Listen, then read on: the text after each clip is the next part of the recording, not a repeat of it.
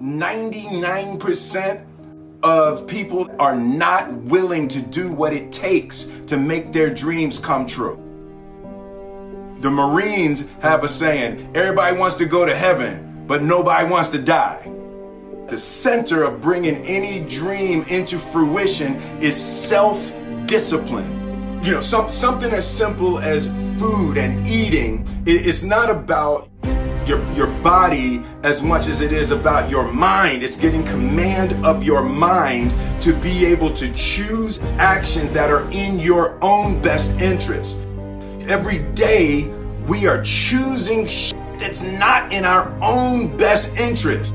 So if the world is attacking you and the world wants to fight you and the world's trying to hold you down, so you're gonna kick yourself in the balls? So you're gonna stop yourself from getting what you dream. And I think the word discipline has kind of gotten a bad name. We think about it in terms of punishment. I'm not talking about discipline in that way. I'm talking about discipline in the sense that you forego immediate pleasure for the exchange of long-term self-respect. I believe that self-discipline is the definition of self-love. That when you say that you love yourself, that means that you have behavior towards yourself that is loving. Self-discipline is the center of all material success. You cannot win the war against the world if you can't win the war against your own mind.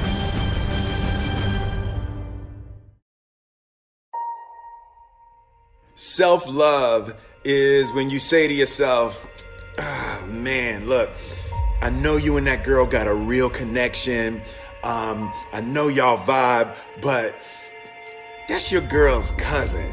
So I love you too much to let you do that. It's like you say to yourself, hey man, look, I know you want to eat that pizza and it'll be really good, you know, but I can't let you eat that, man, because if you eat that pizza, you're going to feel like shit, you know, and I love you too much to let you eat that. Self-love is, hey, look, I know you got a test on Monday, you know, and I know you really want to go out with your friends. It's Saturday night, you want to go out, but if you fail that test, you're not going to feel good about yourself. You know, I love you too much to let you go out tonight. Self-discipline is self-love. If you want to be happy, you have to love yourself, which means you have to discipline your behavior. The road to sustained happiness is through disciplining your behavior. We tend to base our self-esteem on what other people think. And that's not really self-esteem. Self-esteem is supposed to be how we feel about ourselves. And I was just saying how dangerous it is to allow other people to determine how you're going to feel about you. And it's kind of like looking into a broken mirror.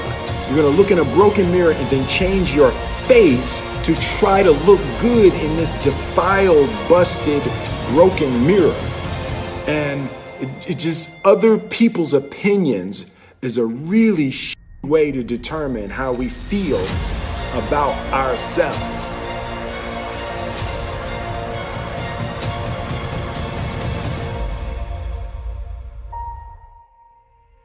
It don't matter whose fault it is that something is broken if it's your responsibility to fix it. For example, it's not somebody's fault if their father was an abusive alcoholic, but it's for damn sure their responsibility to figure out how they're going to deal with those traumas and try to make a life out of it. It's not your fault if your partner cheated and ruined your marriage, but it is for damn sure your responsibility to figure out how to take that pain and how to overcome that and build a happy life for yourself. Fault and responsibility do not go together. It sucks, but they don't. When something is somebody's fault, We want them to suffer. We want them punished. We want them to pay. And we want it to be their responsibility to fix it. But that's not how it works, especially when it's your heart. Your heart, your life, your happiness is your responsibility and your responsibility alone. As long as we're pointing the finger and stuck in whose fault something is, we're jammed and trapped into victim mode. When you're in victim mode, you are stuck in suffering. The road to power is in taking responsibility. Your heart, your life, your happiness is your responsibility and your responsibility alone. You can make a person smile, you can make a person feel good, you can make a person laugh, but whether or not a person is happy is deeply and totally and utterly out of your control. The prerequisite for spending time with any person is that they nourish and inspire you. They feed your flame. Look at your last 5 text messages. Are those people feeding your flames or dousing your fire? Put your phone down for just a second and look around. Look to the people around you. Are those people throwing logs on your fire or are they pissing on it?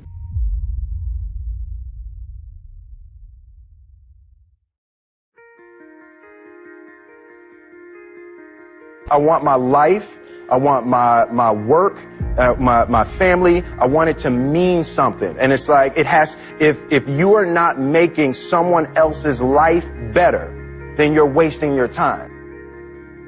The separation of talent and skill is one of the greatest misunderstood concepts for people who are trying to excel, who have dreams, that want to do things. Talent you have naturally. Skill is only developed by hours and hours and hours of beating on your craft. You don't try to build a wall. You don't set out to build a wall. You don't say, I'm going to build the biggest, baddest, greatest wall that's ever been built. You don't start there. You say, I'm going to lay this brick as perfectly as a brick can be laid. There will not be one brick on the face of the earth that's going to be laid better than this brick that I'm going to lay in this next 10 minutes. And you do that every single day. And soon you have a wall. And soon you have a wall. And I think psychologically, the advantage that gives me over a lot of people that I have been in competition with in different situations is it's difficult to take the first step when you look how big the task is.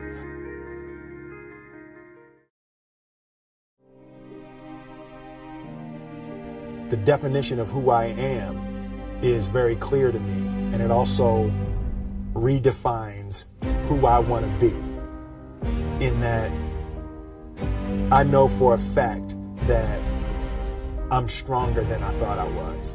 You know, you can't help but ask yourself the question, what would I do if I was in Muhammad Ali's shoes? I'm motivated by fear. I hate being scared to do something. And I think what developed in my early days was the attitude that I started attacking things that I was scared of. Why were you scared in your bed the night before? What do you need that fear for? Just don't go. Why are you scared in your bed 16 hours before you jump? Why are you scared in the car? Why could you not enjoy breakfast? Fear is fear of what? You're nowhere even near the airplane. Everything up to the stepping out, there's actually no reason to be scared. It only just ruins your day. You don't have to jump.